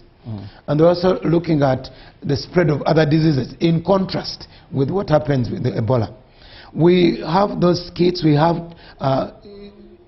talks which are made by teachers. The teachers talk to the children during assembly time. We hold 2 assemblies a day. We have an assembly in the morning, we have an assembly in the evening before children go for their meals, those who are boarders. And there is a message which is passed on to the children. We have even messages children have written themselves, and these ones have been displayed on our notes boards to make the children aware of what is happening in the country and to know that the disease is around and to take precaution so that they don't contract the disease. So the signposts, the skits, the posters, the talk shows, which we can call the talk shows, anyway, the teachers talking to the children, all these create awareness. And I'm sure many schools are doing this because it was a call from the Kampala State Council, Kampala Capital State Authority, making us aware and telling us to enforce the awareness in our schools to make sure that children stay safe from this disease. That is very interesting. Schools, that is one of the areas you must prioritize. Now, also we know that children come from home, go back home.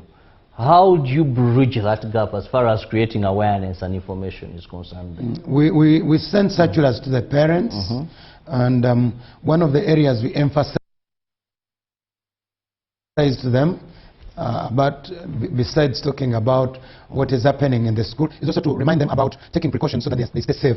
Because for schools which have got boarding sections, if you don't remind parents about what can happen if they come to school when they are infected, then you are doing a disservice. So in our circulars we send to the parents, we remind them about them being aware of disease being around, and to remind them to take precautions as they are coming to school so that they don't infect our children in case they have the sickness. So the awareness is, and we also have a platform. We have a parents platform, WhatsApp platform, where we send messages and we send some of these kits that the children have produced, and the messages that we have given to the children so that the parents stay informed about the disease and the precaution that they have to take so that they don't contract the disease. Well, we are seeing some of the pictures of what has been put in place to ensure that they fight the spread of Ebola, and this is a must in so many schools. Some of the challenges I usually find is sometimes these are put there but the children or the pupils do not actually use them. Yeah, sure. You know, they then remain more of a showbiz, because you enter a school, everywhere you see wash hands. But then the students are not doing this. And the teachers are somewhere in tall buildings assuming all is well down. And the playing centers, the toilet area, the washrooms, but then they're not being used. So my question is, how do you, these are young children. For them, yes, they know Ebola is there, but sometimes there's supervision. How do you, I don't want to use the word enforce, because usually for you teachers, enforcing means the cane. No. No. How do you enforce the quick decision of a teacher as far as enforcement is concerned is chiboko wakuba?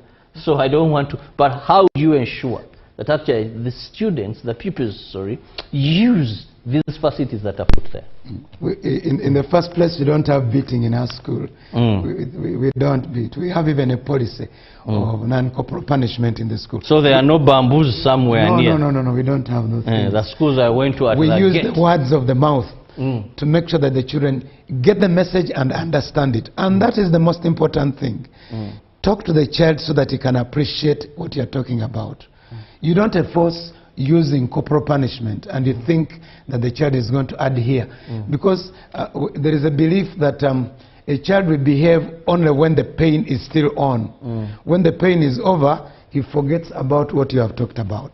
So that's why it is important that you talk to the child. The child gets to understand and appreciate what you are talking about. You've just reminded me, Mr. Senavulia, of something I kept asking. What was wrong with my headmaster? I was in Nakasero Primary School for my primary.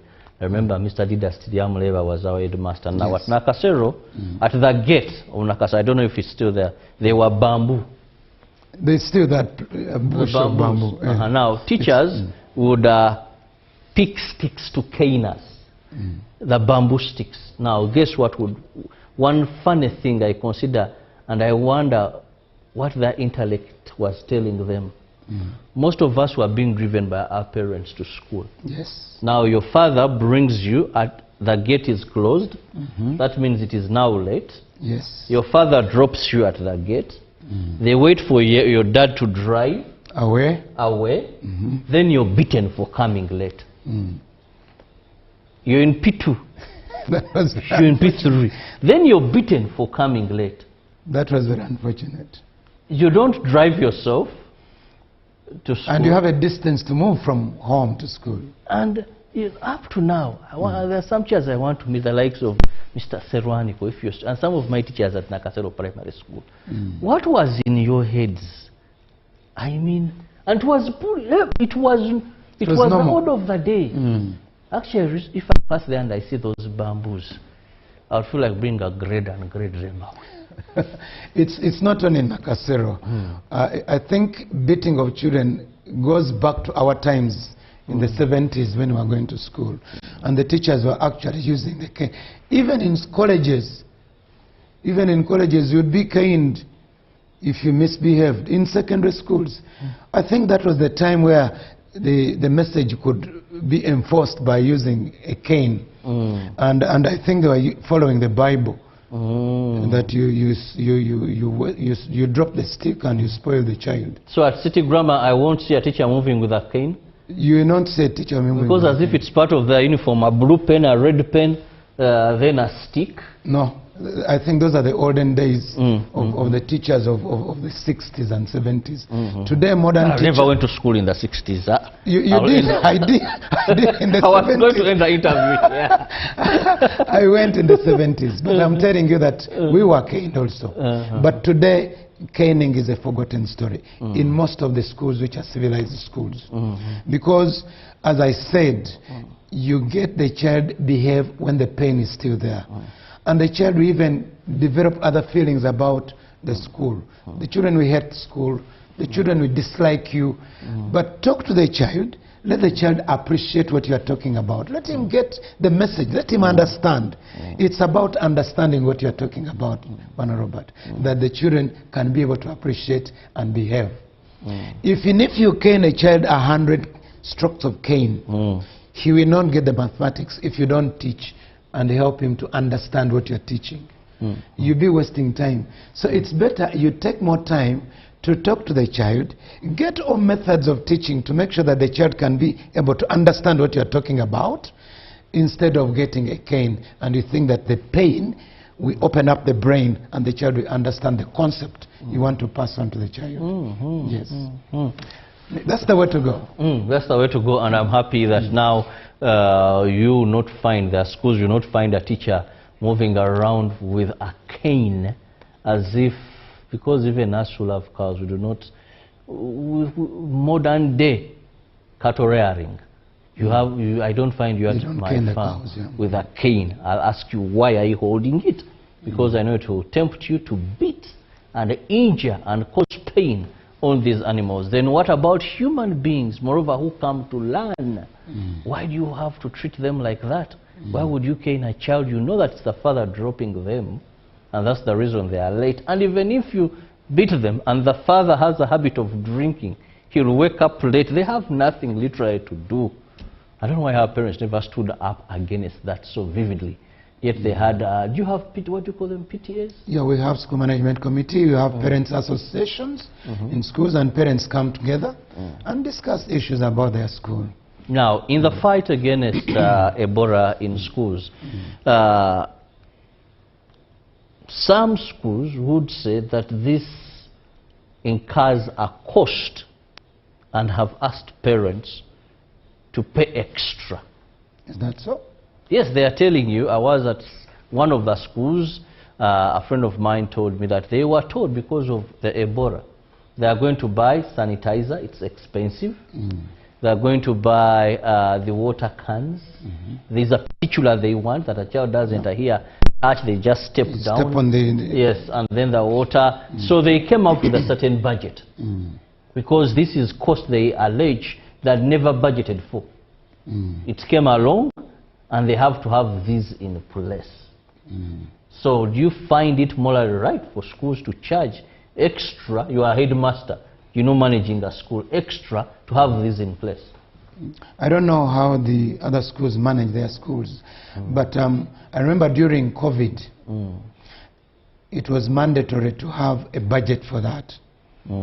And the schools were called upon to adjust their budgets so that they can be able to accommodate the SOPs. It's true, there is an extra expenditure that you have to incur to buy sanitizer. But how much are you going to buy? You have to buy soap and water for the children and other people coming into the school to wash their hands. But how much? I think the cost is really negligible, and it should not compromise the lives of our children in schools. So I think, like as I told you, in our school, it has been a tradition to wash hands. It's a common practice. I will tell you a story. I have a friend of mine. For her, she has got, I don't know how to describe it. I think she has a psychological disorder. I hope she's not listening. To her, she doesn't even want to handle the handles of the doors. She uses an hanky or a toilet tissue to open the door because somebody has touched it. And I told her, you lady, how do you manage? She said, I manage because I have grown to hate touching where somebody has touched. So I think if it is a practice for schools to have their children wash their hands, the water has been there, the soap has been there, what has been introduced, and by the way, we had even our thermometers during COVID, so we just pulled them out of the boxes.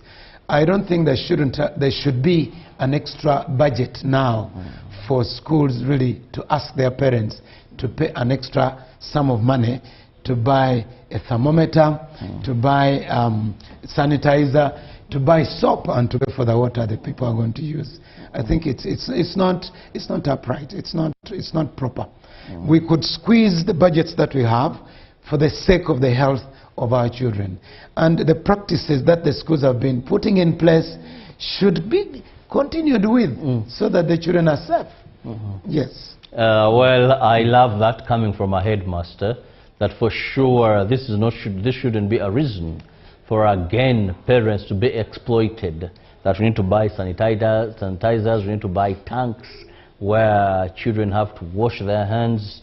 It is very important, you watching us, a school proprietor, a school headmaster, that is something you have to factor in. It is not so much, according to Senabulia Francis, who is the head teacher of Kampala City Grammar, Nursery Day and Boarding Primary School, Mutundwe. He says, no, that is something you can accommodate. The right word is you can accommodate. Thank you.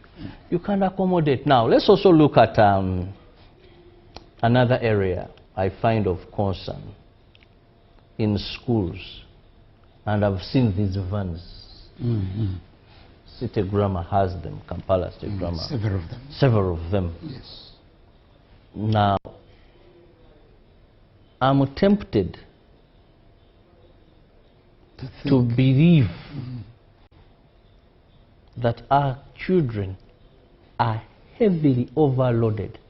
Not in the vans of Kampala State Grammar, because I've not seen your children in there. I just see these vans on the road. And empty, moreover, every time I see them, I don't know why. After dropping the kids. Maybe after dropping kids, because every time I've come across them, they're empty. And they're following each other. You don't know they're overcrowded or not. Hasn't it drawn? I mean, 1, 2, 3, 4 in a row, empty. Now, how do you manage this transportation? Because I meet schools I don't want to mention. Now we are having tours. I don't know if your children are going for these trips. Yeah, we are going for tours on Thursday and Friday this week. It is a problem, another problem that has come up. Children are overloaded. They go to the same places. I'm sorry, allow me mention one, not for business purposes. But I mean, we know the places. If you're talking of the museum, you reach there. Overcrowded. Those that have not yet entered are seated, they are mingling. When you go to, is it Freedom something, city somewhere? They are like this. When you go to, I don't know, Crown Butler, it's a spacious place. Yes. But you get there and you're like, excuse me, what is happening here? And someone even has to say, Twajirwa tour. You know, the buses, they're overcrowded. So how do we manage? How best should we handle this? Because City Grammar, you're having your children, you're going to take them to the museum. I'm not saying that's where you're taking them. You're going to find around 20 schools, 20 vans. And believe you me, these children are children. I see teachers struggling. Well, but come, touching where these have touched and all that. How best should we handle this at such a critical time? I will start with the school vans that ferry children to school. The reason why we invested a little bit in children's transport is to make them comfortable as they travel to school and from school. We have a number of vans depending on the routes. We have coasters and we have drones depending on the route, and we even have a smaller one. It's a smaller vehicle. So we route out the direction where children are coming from, and we assign specific vehicles to take that route. And we are very, very conscious about the capacity of the vehicles because we don't want to overcrowd the buses. In the first place, if you overcrowd them, even the vehicles break down very easily. So we are very conscious about the capacity the vehicle takes, and we also route out these places where the children are coming from, so that we know that a certain number of children are coming from that side, so we assign so many vehicles to pick them and drop them from that side. Now when we come to trips, we have service providers, and one of the things we emphasize to them is the space in the buses that they are going to assign to us, because we don't take our buses for the trips. We have service providers, and to make sure that the children move together, because we have drones, and those ones we take like 28 or maximum of 30 in a drone. The adults can take like how many? A drone 14. So we can take a maximum of 20, 25 in a drone. That is not overcrowding it, because they are little small kids. A seat of 3, they can sit 4. So it is really understandable. But that would be very expensive if you are to use this for the trips. So that's why we get service providers to get us a little bit bigger vehicles like buses, and we get these from secondary schools that have buses, and we're very, very conscious about how many children are going to travel in the bus. Now when it comes to places where they go, we don't send these children just for the tour. We have a syllabus that we follow, and we have classes going to specific places, because the syllabus determines them to learn and get exposure about what they are going to see when they get there. So when it is like we have children who are going to the parliament, but we have not been allowed to go to parliament. By the time we wrote to them, they told us that the clerk of parliament has stopped us from going, stopped children going to the parliament. We are yet to find out, because this was 1 month, 2 months ago when we requested for the children to go there. We're yet to get back to find out. So when we look at the syllabus, the social study element, the science element, we determine where our children should go. And that's when we take them there. Then these other places of relaxation, like what did you say? This Freedom City. That's where the problem now can come in, because that's where you can get many children converging on a specific day. But we have tried to space out our trips, or even allocating them on days when we feel there are not very many children who are going out in the field, and even changing the visits from a specific term to another term, because there are catch terms where most of the children are second term, third term. We shift to see that our children are safe and they don't get overcrowded in the places where they go.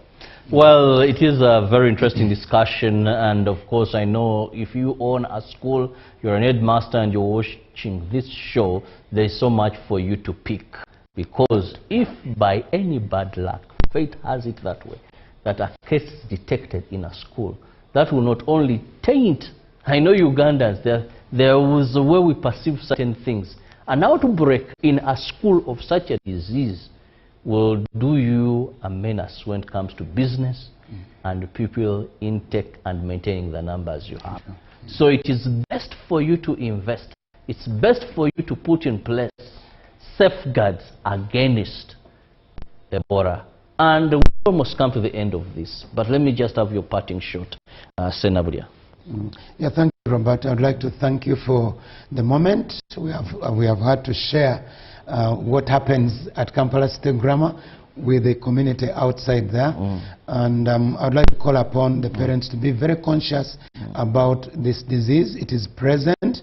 I'd like to call upon the schools to be very, very sensitive about the people who are coming into the school, because that's where the problem is going to come from.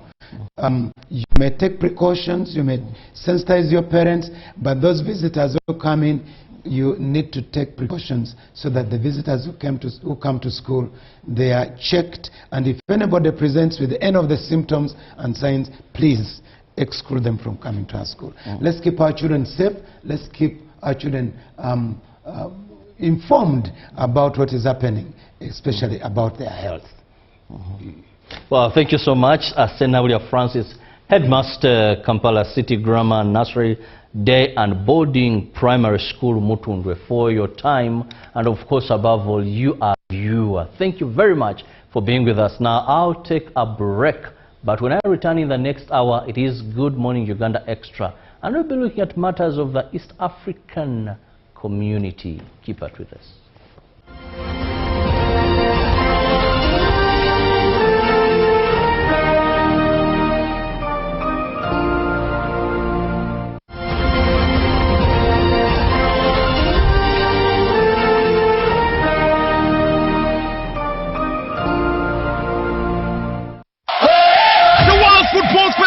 Is here. From the vibrant cities of Canada, the passion of Mexico, and the grand stages of the United States, the FIFA World Cup 2026 is set to ignite the planet. Every goal, every save, every moment of glory, live and unforgettable on UBC TV and all its radio stations. From the streets of Rio to the night and day. Follow Africa's finest, football's biggest stars, and the battle for the most converted trophy in world football. 1, 3, 1, 2, play. Where legends rise, dreams come alive, and history is made. UBC is the home of the FIFA World Cup 2026. Stay tuned to UBC TV and all UBC's radio stations, bringing the world to Uganda, one match at a time.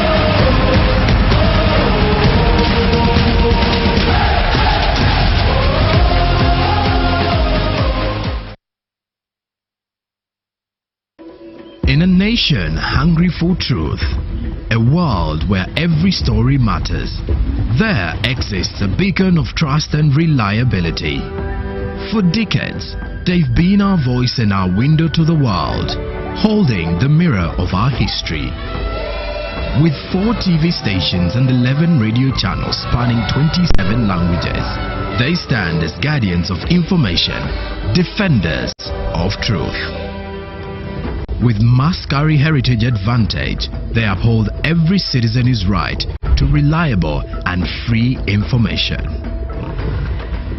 Their archived stories shaped our past and illuminate our present. Yet now, as new challenges arise and the world evolves, their mission faces its greatest